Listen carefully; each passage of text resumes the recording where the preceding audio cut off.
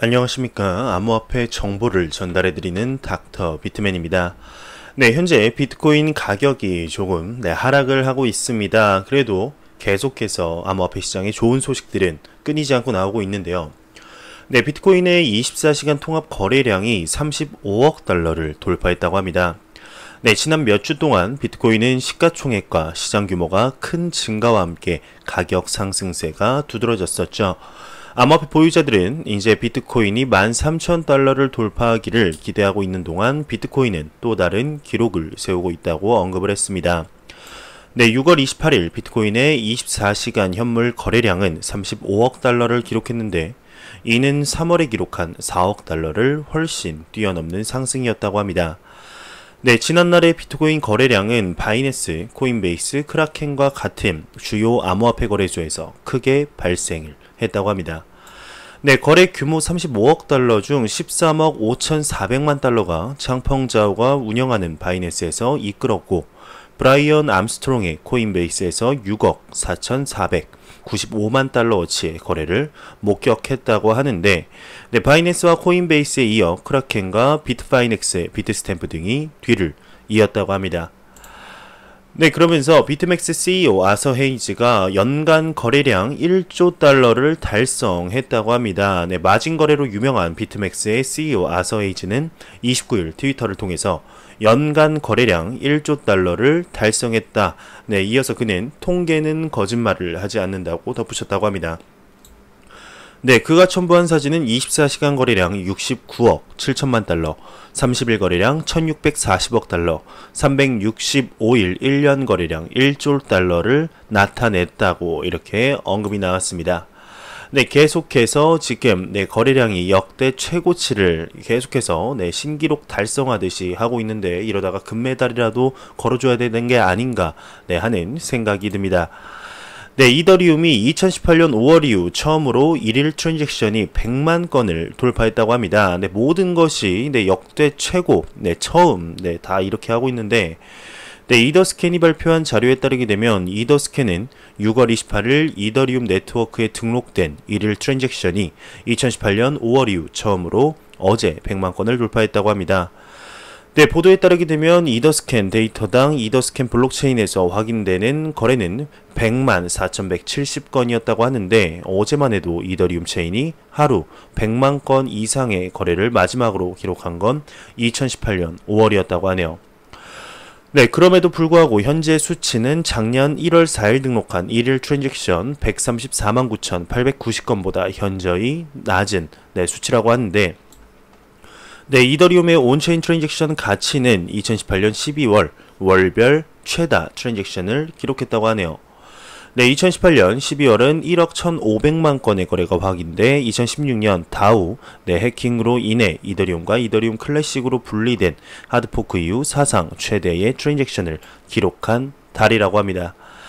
네, 당시 암호화폐 분석 회사인 다이어엘이 보고한 바에 따르게 되면 분산형 어플리케이션에 대한 이더리움 볼륨은 77만 6천 이더리움이 거래가 되면서 4월에 최고치를 경신을 했는데 또한 4월 말 비트코인 네트워크의 온체인 거래가 한 달 동안 2017년 이후로는 볼 수 없었던 최고치를 기록했다. 네, 베테랑 트레이더 이제 피터 브런트가 비트코인이 계속 성장할 것이라는 새로운 시장 전망에서 이더리움과 같은 알트코인에 대한 이점은 느끼지 못할 것이라고 예측했다며 기사가 마무리되고 있습니다. 네, 계속해서 나오는 페이스북 리브라 프로젝트에 관한 소식입니다. 포브스의 CEO가 페이스북 리브라는 기본 통화로 금을 채택해야 한다라고 언급을 했었는데요. 네, 미국 경제 전문지 포브스 미디어의 회장이자 CEO 스티브 포브스는 지난 25일 페이스북의 CEO 마크 저커버그에게 페이스북의 암호화폐 리브라를 금 기반으로 발행해야 한다고 공개 서한을 보냈다고 합니다. 네, 보도에 따르게 되면 공개 서한에서 포브스는 페이스북의 암호화폐 계획을 강력히 독려하며 결국 세계 통화로서 미국의 달러를 대체할 수 있는 세계 최고의 발명품 중 하나가 될 것이며 리브라의 잠재력을 강조했는데요. 네, 동시에 리브라가 역사의 한 창조물이 되기 위해선 기본 통화로서 금을 지지해야 한다면서 암호화폐 가격을 고정하려는 페이스북 계획에는 반대하는 입장을 남겼다고 합니다. 네, 한편 저커버그는 최근 하버드대 교수인 카스 선스타인과의 대화에서 리브라는 우버, 비자를 포함한 27개의 회사들과 100여 개의 창업 파트너를 성장시켜 나갈 것이며 리브라의 협력적 성격을 강조했다고 합니다. 네, 하지만 미국 주간 잡지 뉴요커에 따르게 되면 골드만삭스, JP모건 체이스 등을 포함한 주요 미국 금융기관은 현재까지 리브라 가입을 거부하는 것으로 알려졌다고 이 기사에서 언급을 했지만 네, 페이스북에 총괄이 나서서 아니다, 이거는 거부한 적이 없다, 오보다, 기사가 잘못 나간 거다라고 해명을 했었죠. 과연 누구의 말이 맞는 걸까요? 네, 이만큼 페이스북의 리브라 프로젝트에 관한 관심이 끊이질 않고 나오고 있습니다. 네, 중국의 칭화대 교수도 리브라는 신달러 패권 구축 도구다라고 언급을 했는데요. 네, 러메이 칭화대 경제관리학원 디지털 금융자산 리서치 센터 책임 교수가 30일 중국 현지 미디어에 발표한 칼럼에서 페이스북 스테이블코인 리브라보다 더 개방적인 위안화 기반 블록체인 금융 어플리케이션을 개발해야 하며 이는 위안화가 달러를 추월할 수 있는 절호의 기회다라고 주장을 했습니다. 네, 그는 달러와 연동된 리브라가 발행되면 후진국의 법정화폐를 대체할 것이라고 내다봤다고 하는데 네, 28개의 초기 노드가 대부분 미국 대표 핀테크 기업들로 3분의 2 이상의 노드를 장악하면 리브라 블록체인을 통제할 수 있어서 거래 데이터를 수정할 수 있다고 지적을 했습니다. 네, 즉 리브라 프로젝트는 미국 금융 패권 유지를 위한 도구이자 새로운 달러 패권 구축을 위한 도구라는 주장인데요. 네, 바로 이 점이 리브라백서 발표 이후에 미국 연방준비제도 이사회는 애매모호한 태도를 취한 반면 세계 각국 중앙은행은 반대를 한 이유라고 덧붙였습니다. 네, 더불어 이제 리브라의 주요 타깃인 은행 계좌가 없는 전 세계 17억 인구 이 중에서도 휴대폰을 보유한 10억 명은 주로 1대1로 연선 국가에 있다며 중국이 더 개방적인 태도로 신기술을 포용해 리브라보다 먼저 위안화 기반 블록체인 금융 프로젝트를 추진해야 한다라고 강조를 하면서 기사가 마무리되고 있습니다.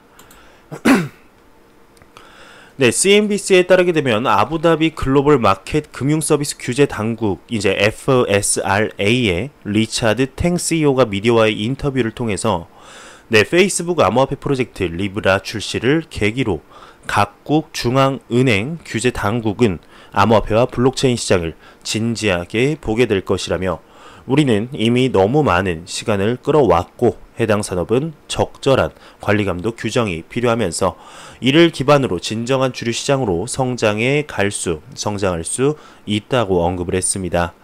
네, 한편 그는 작년 1년 동안에만 이제 10억 달러 상당의 토큰이 유실되거나 해킹으로 도난당했다고 하는데 네, 이러한 사례는 암호화폐 시장에 대한 신뢰를 잃게 만든다며 투자자 보호 문제가 당국 최우선 과제가 되어야 하는 이유다. 다만 이 과정에서 혁신을 지지하는 태도 또한 필요하다고 강조를 했네요. 네, 이렇게 리브라 프로젝트에 관한 소식들이 끊임없이 나오고 있습니다. 정말 내년 상반기쯤에 정식적으로 런칭이 됐을 때 암호화폐 시장뿐만 아니라 전 세계 금융 전반에 걸쳐서 막대한 영향력을 행사할 것으로 예측이 되는데요. 네, 과연 어떠한 영향력을 미치게 될까요? 긍정적인 영향을 미치게 될까요? 부정적인 영향을 미치게 될까요? 그리고 전에 나왔던 정보대로 과연 네, 지금 법정 화폐의 가치가 많이 떨어진 이런 국가 쪽에서 정말 법정 화폐를 대체할 수 있을 만한 영향력을 가지게 될지 지켜보도록 하겠습니다. 네, 메사리의 창업자가 비트코인을 없애는 방법은 3가지뿐이라고 이제 언급을 했습니다. 암호화폐 리서치 기업 메사리 창업자 라이언 셀키즈가 29일 트위터를 통해 비트코인을 없앨 수 있는 방법은 오직 3가지뿐이라고 언급을 했는데요. 네, 일단 첫 번째는 이제 주권 공격, 즉 보유 금지이고, 네, 두 번째도 주권 공격인데 이제 채굴 중단 플러스 51%의 공격이라고 합니다. 세 번째는 이제 양자 컴퓨팅이라고 하는데 이제 이에 대해 장펑자오 바이낸스 CEO가 아니 그들은 비트코인을 공격할 수는 있지만 암호화폐를 없앨 수는 없을 것이다. 이 위에 이제 세 가지 방법들은 사람들 머릿속에나 있는 개념이지 실제로 이렇게 행할 사람은 없다. 그리고 행하기도 힘들다. 라고 언급을 했네요. 정말 비트코인이 아직까지도 이제 투기판으로 보고 그 시간이 지나면 자연스럽게 유행이 지나면서 한낱 이제 투기장이었던 비트코인 암호화폐 시장은 사라질 것이다 라고 생각을 하시는 분들이 아직까지도 너무나 많습니다. 참으로 안타깝지 않나 싶은데 그분들이 암호화폐 커뮤니티 와서 이렇게 좀 안 좋은 얘기들을 쓰는 거를 몇 번 봤습니다. 저뿐만 아니고 많은 분들이 보셨을 텐데 왜 굳이 뭐 하지도 않을 건데 와서 기웃기웃거리고 본인의 시간과 정성을 쏟아서 암호화폐를 욕을 하는지 참 이해가 가진 않습니다. 이 얘기는 나는 내 돈을 투자할 이런 암호화폐 시장에 투자할 용기는 부족하고 그런데 만약에 가격이 오르면은 배 아프니까 그런 게 아닌가 하는 생각이 드네요. 저만 이렇게 생각하는 건 아닐 거라고 생각합니다. 바이낸스 SEO가 이제 몇 년 전에 모든 법정 화폐를 팔았다고 합니다. 미국 암호화폐 전문가이자 경제 전문 방송 채널 CNBC 크립토 트레이더 쇼의 호스트인 렌 노이너가 29일 트위터를 통해 오늘부터 매일 비트코인을 매입할 것이라고 밝혔습니다. 이에 대해 장펑자오 바이낸스 CEO가 여전히 잘못된 사고 방식이며 나는 몇 년 전에 모든 법정화폐를 팔았고 다음 달에 필요한 법정화폐만 한전에서 쓰고 있다고 말하자 란노이너는 당신이 맞다라고 답을 했습니다. 거의 바이낸스 CEO는 이제 암호화폐를 약간 적금식으로 은행이죠. 그냥 지금 쉽게 말씀드리면 그냥 은행식으로 해서 필요한 돈만 적절히 환전을 해서 쓰는 모습을 볼 수가 있네요. 안토니 팜플리아노가 은행 계좌 없는 사업체가 증가하고 있다고 합니다. 이것이 비트코인 재택의 가속화를 열고 있다고 하는데 안토니 팜플리아노 모건크릭 디지털 에셋의 창업자죠. 트위터를 통해서 많은 비트코인 사업체들은 은행 계좌가 없어 직원 월급을 비트코인으로 지급하고 비트코인으로만 대금을 받고 투자자들에게 비트코인으로 투자금을 지급할 것을 요구한다며 이러한 추세가 강화되면서 비트코인 재택이 가속화될 것이다 라고 언급을 했습니다. 이렇게 지금 암호화폐 가격이 하락을 하고 있는 동안에도 수많은 암호화폐에 관한 이런저런 소식들이 많이 나오고 있습니다. 그러면 코인마켓캡에서 가격 한번 보고 가도록 하겠습니다. F5번 눌러서 새로 오침해 보겠습니다. 현재 비트코인이 전날 대비 7% 정도 하락을 하는 모습을 보여주면서 1280만원대를 이렇게 유지를 하고 있습니다. 이더리움 같은 경우는 4% 정도 하락을 하며 33만 7천원. 그리고 리플 XRP 같은 경우 463원. 라이트코인 같은 경우는 이제 전날에 많이 상승을 했었죠. 근데도 이제 하락폭이 굉장히 적습니다. 1% 정도 하락을 해서 14만 6천원대를 유지하고 있습니다. 이러한 암호화폐 가격의 하락이 정말 에너지 충전의 구간이 되어서 크게 상승할 수 있는 발판, 그런 구간이 되었으면 좋겠습니다. 골드만삭스의 CEO가 암호화폐 발행 가능성을 시사했다고 합니다. 골드만삭스 CEO 데이빗 솔로몬이 골드만삭스 역시 결국 암호화폐 사업에 진출할 수도 있다고 밝혔는데요. 데이빗 솔로몬은 28일 프랑스 언론 레스 에코와의 인터뷰에서 JP모건 체이스처럼 암호화폐 발행할 수도 있다라고 언급을 했습니다. 그는 또한 골드만삭스가 자산 토큰화와 스테이블 코인에 대해 방대한 연구를 진행 중이라고 밝혔는데 세계의 모든 주요 금융기관들이 토큰화 스테이블 코인 마찰이 없는 결제의 잠재력을 주시하고 있다고 보고 있다고 합니다. 페이스북 리브라 프로젝트에 관여하고 있느냐는 질문에 대해 솔로몬은 모든 고객과의 논의 여부에 대해서는 언급할 수 없다며 답변에 대해 진술이 아니죠. 얘기를 안 했다고 하는데 하지만 그는 원리는 매우 흥미롭다고 생각을 하며 토큰화와 스테이블 코인이 결제 시스템 앞으로 가게 될 방향이라고 말했다고 하는데 그는 어떠한 플랫폼이 최종적인 승자가 될 것인지 말하기는 아직까지 너무 이르다. 이렇게 언급을 했습니다. 네, 그는 암호화폐 규제에 대해서는 분명히 변화가 다가오고 있다고 언급을 했는데 솔로몬은 세계 여러 나라의 규제 기관들이 지금 일어나고 있는 일을 지켜보고 있다며 암호화폐가 어떻게 잘 작동할 수 있을지 고심하고 있고 결제의 흐름에 매우 주의를 기울이고 있다고 언급을 했습니다. 네, 골드만삭스가 정말로 JP 모건 체이스처럼 JPM 코인 이렇게 스테이블 코인을 발행할 예정이다라고 골드만삭스 코인 나오면은 무슨 코인이 될까요? 골드만삭스니까 GMS GMS 코인일까요? 이런 골드만삭스의 스테이블 코인이 발행된다는 소식이 나오게 되면 이 또한 암호화폐 시장에 긍정적인 영향을 끼치는 이런 요인이 되지 않을까 싶습니다. 물론 또 나오면 또 리플이 한 번 더 언급이 되겠죠. 무조건입니다. 전에 이제 2월 달에 나왔던 기사였습니다. 2월 19일 날 이제 제가 한번 영상으로 제작했던 기사인데 리플 XRP는 $10,000에 맞게 결제가 되었다라는 기사입니다. 한번 더 가져와 봤습니다. 다시 한번 그냥 확인해 보자는 차에 이런 기사 또 안 좋아하시는 분들이 있습니다. 이런 기사 안 좋아하시면 그냥 뒤로 넘어가셔도 됩니다. 뒤에 제가 준비해온 기사가 있으니까 이 소식 별로 안 듣고 싶으신 분들은 다음 소식이 이제 비트코인 SV에 관한 소식이니까 그 소식으로 건너뛰기 하시면 되지 않을까 싶습니다.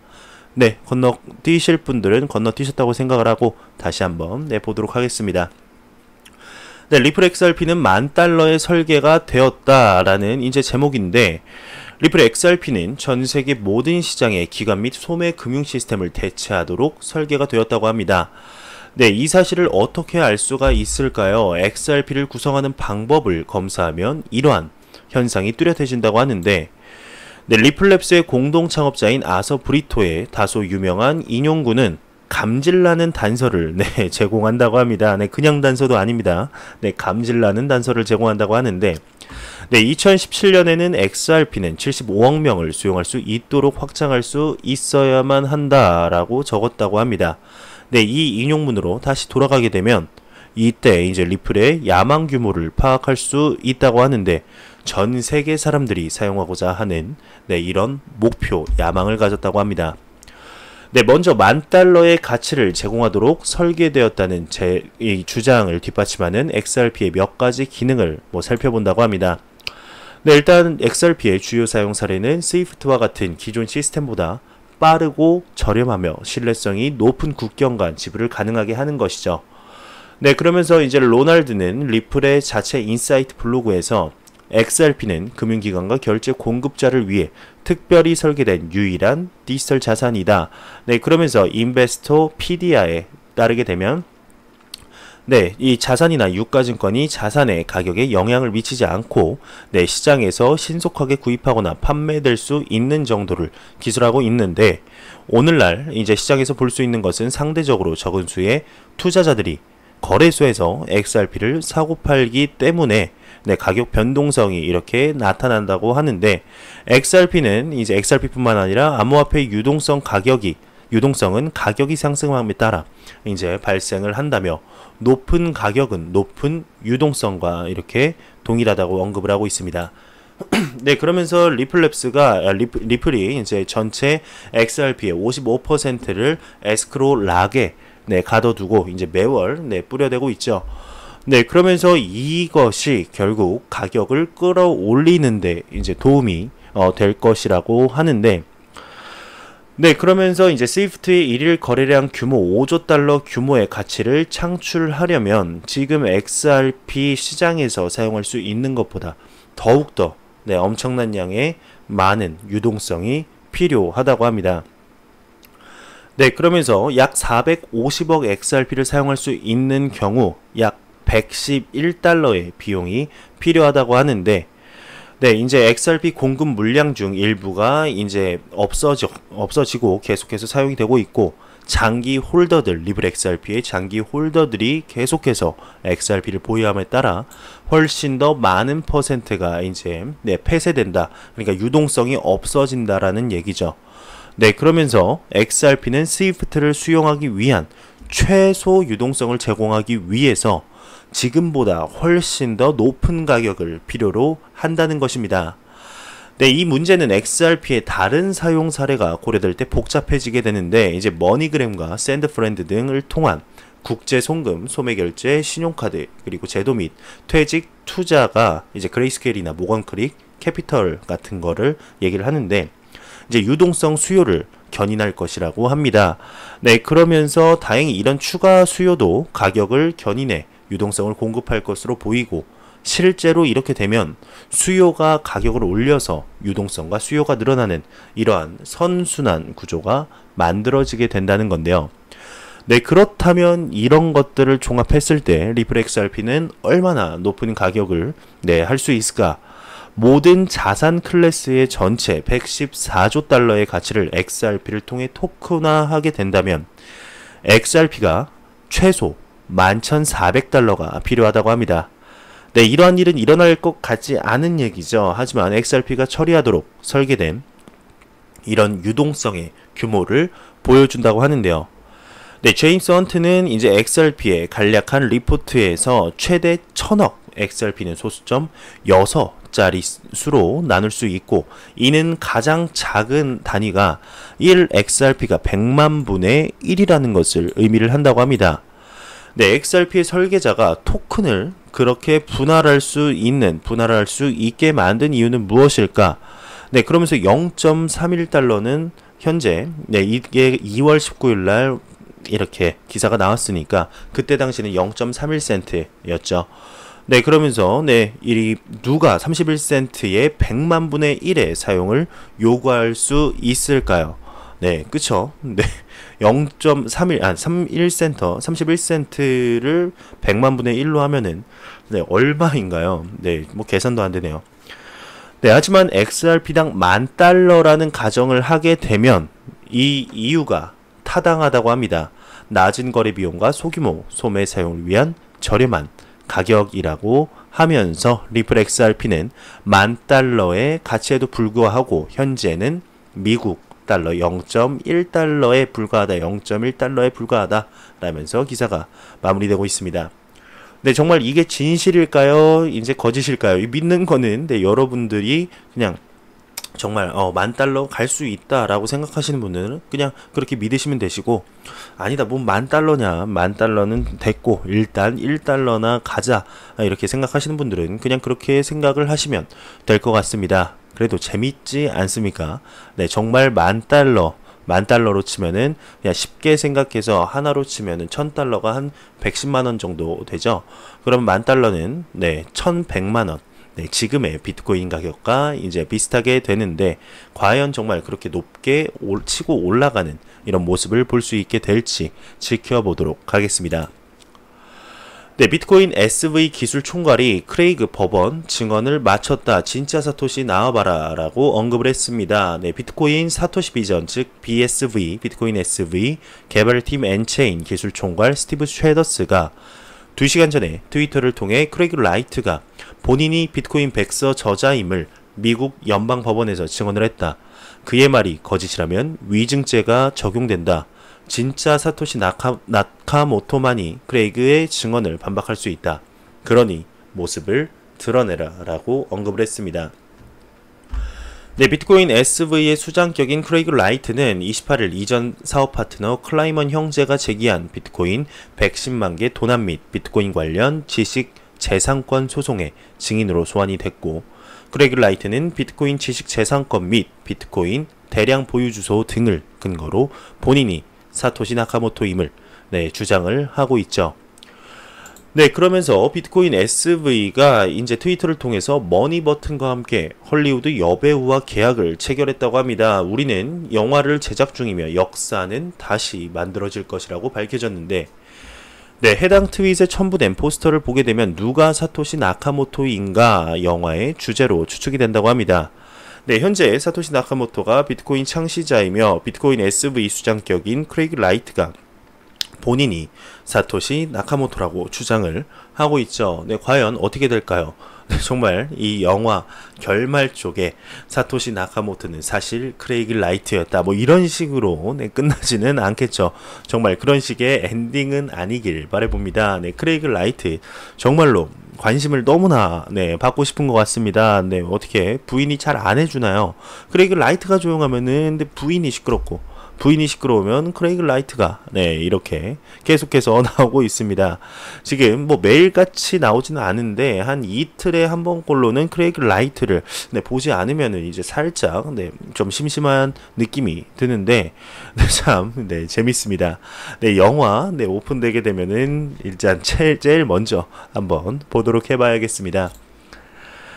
네, 글로벌 암호화폐 거래소 BHEX의 최고 경영자 쥐젠화가 이제 암호화폐 지갑 플러스 토큰 출금 불가 사건에 대한 생각을 밝혔다고 합니다. 네, 이 소식이 뭐냐면, 네, 아마 암호화폐 지갑 플러스 토큰이 출금 불가, 이제 먹튀 의혹이라는 기사가 먼저 나왔었는데, 네, 29일 외신에 따르게 되면 암호화폐 지갑 플러스 토큰이 이른바 먹튀를 한 것으로 알려졌다고 합니다.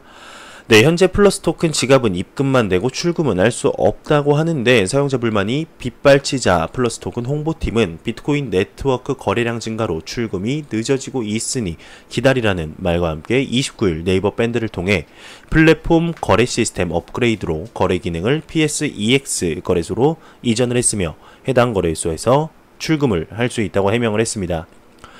네, 현재 플러스 토큰 다운로드 페이지는 비활성화된 상태인데 공식 홈페이지에 따르게 되면 네, 플러스 토큰은 삼성, 구글 출신 개발자가 만든 암호화폐 지갑으로 단순히 암호화폐 보관 기능 외에 네, 올 도그봇이 위탁한 암호화폐를 전 세계 거래소에 투자해 매달 9에서 18%의 수익을 올릴 수 있다고 설명을 하고 있는데 네, 저도 지금 이 기사를 통해서 플러스 토큰이라는 암호화폐 지갑이 있다는 것 자체를 처음 들었습니다.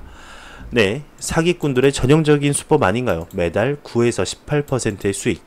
네, 이 정도 수익이면은 그냥 본인들만 알고 투자를 하면 되지 않을까요? 매달 9에서 18% 수익입니다. 네, 10%만 잡아도 100만 원이면은 네, 110만 원. 네, 10만 원이 들어오는 거고 1000만 원이면 100만 원.